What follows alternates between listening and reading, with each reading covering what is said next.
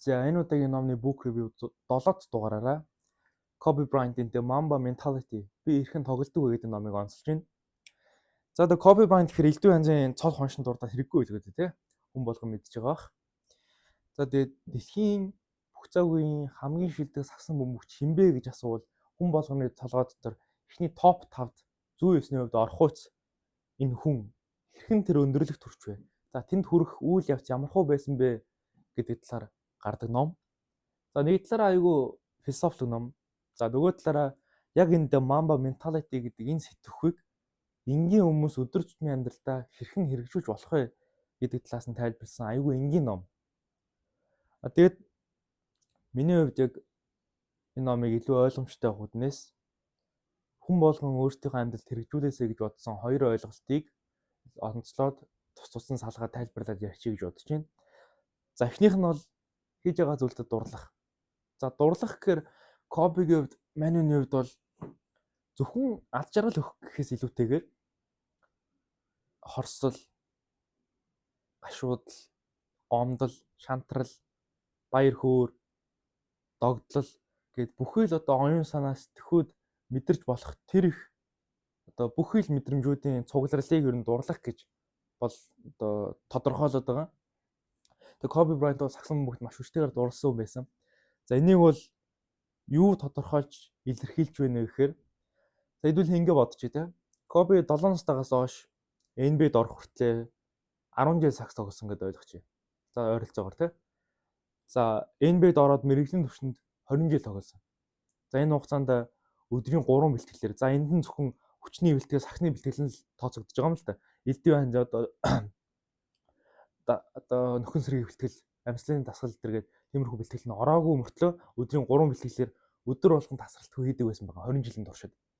За яг мэрэгжлийн түвшинд зодог тайлаад NBA-с одоо зодог тайлсны дараа таалал төгсөх хүртлээр бас нэг хэдэн жил яг өндөр түвшинд биш ч гэсэн хувийн бэлтгэлүүдээ тодорхой хэмжээгээр хийжсэн байж таараа. Тэгэхээр яг хуу энэ хүн төрхөөсөө таалал төгсөх хүртлээр сагсан бөмбөгтэй холбоотой өдөр тутмынхаа амьдралын хэв маяг болсон байгаа. Тэгэхээр яг хуу ийм л асуулт орж иж байгаа юм л та. Хүн дургүй зүйлээ тэр олон жилийн хугацаанд тууштайгаар тэр олон цагийн давтамжтайгаар хийж нэг зүйлээ хийж чадхуул гэдэг асуулт орж иж байгаа. Тэгээ Kobe 100% тийм одоо 100% одоо бүрэн гүйцэд 100% тийм олон жилийн туршид тууштайгаар явж чадсан учраас энэ үнийг ямархуу хэмжээнд сагсан бөмбөгт хүчтэйгээр дурлсан бэ гэдгийг л харж болж байгаа. Тэгээд хийж байгаа зүйлдээ дурлахын үр өгөөж нь юу юм бэ гэж харвал хүн хийж байгаа зүйлдээ дурласнаар тухайн зүйлдээ илүү хөгжиж дэвших боломжоо өөрөө хайж эхэлт юм байна л та. За Кобегийн хувьд бол одоо жишээ нь тоглолтыг шүүж байгаа шүүгч нар шүү дээ. Тэр шүүгч нар тоглолтыг шүүж байхдаа яг хаана зогсох ёстой юм бэ гэдгийг нь одоо гарын агуулгыг нь уншиж судлаад за тэгээд тэр шүүгч нарт тарагдахгүйгээр би ямархуу үйлдэл хийж болох юм бэ?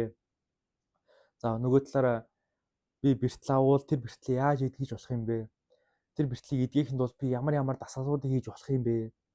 За өөр одоо залуу байхдаа өөрөөсөө өндөр түвшний тоглогч нар дээр очивол за та тэр одоо чадвараа тэр хөдөлгөөнөө надад заагаад өчөх. Би сурмаар байна гэж одоо хэлдэг.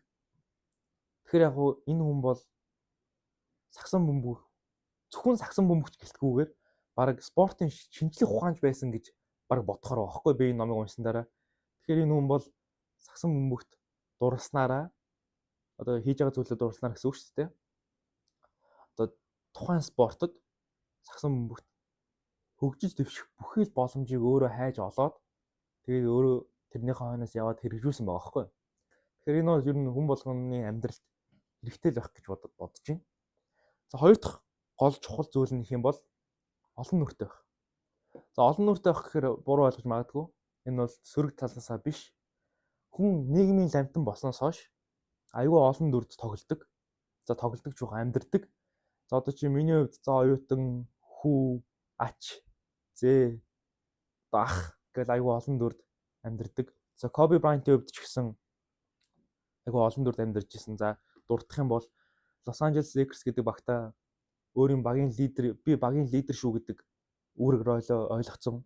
За би яг хэрэгтэй үед нь оноо авах хэрэгтэй юм байна. Би багийнхан тоглогч нарыг болохгүй бол урам зориг өгөх хэрэгтэй юм байна. За тэгээд багийн лидер хүн зөвхөн баг дотор уусах гэхээс илүүтэйгээр би багаа илүү менежлэх хэрэгтэй юм байна гэдэг талаас нь ойлгоцсон. За одоо жишээ нь Америкийн шгшээд Олимпиад ордог өөртөө адилхан оноо авдаг бүх хүмүүс сугларсан байхад шгшээ огтой гэсэн үг шүү дээ. Би тэнд оноо өөртөө адилхан оноо авдаг хүмүүс байхад би оноо авч хэрэггүйгээр өөрөө яаж өөрөө ашигтай өөрийнхөө хувь нэмрийг оруулах вэ гэдэг талаас нь би илүү довтлохонд биш хамгаалтанд илүү ажиллах хэрэгтэй юм байна гэдэг ингээд үүрэг ройлуудаа айгүй сайн олж чаддаг хаана юу хэ мэддэг хүн байсан байгаа хөөхгүй те. Тэгэхээр энэ бас хүн болгон бас амьдралдаа хэрэгжүүлэх бас нэг чухал зүйл гэж ойлгож байна. Тэгэхээр the Mamba mentality гэдэг энэ зүйл бол Kobe ч гэсэн өөрөө дурдсан байсан. Энэ үг бол ерөөсөө аливаа үр дүнд хүрэх зүйл биш юм аа. Харин тэр үр дүнд хүрэх үйл явцдаа одоо шунан дурлаж тэр зүйлдээ 100% фокуслах одоо ойлголт юм аа гэж бол өөрөө хэлсэн байгаа.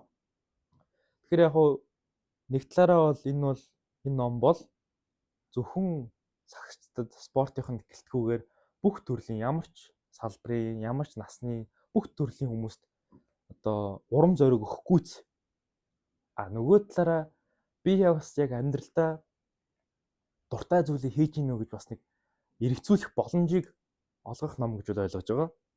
Тэгээд та бүхэн ч гэсэн энэ номыг уншаад тэгээд ер нь Kobe Bryant гэж хэн байсан бэ? Тэгээд би ер нь бас энэ хүний одоо ойлголт know how-ыг яаж өөрийнхөө амьдралд хэрэгжүүлж болох вэ гэдэг талаас нь бас уншиж судлаасаа гэж ойлгож одоо бодож байна. За тэгээд энэ удаагийн дугаартаа Kobe Bryant The Mamba Mentality би хэрхэн тоглолтог вэ гэдэг номыг онцлоо. За тэгээд ирэх book review-ийн 8 дахь дугаараараа уулзъя.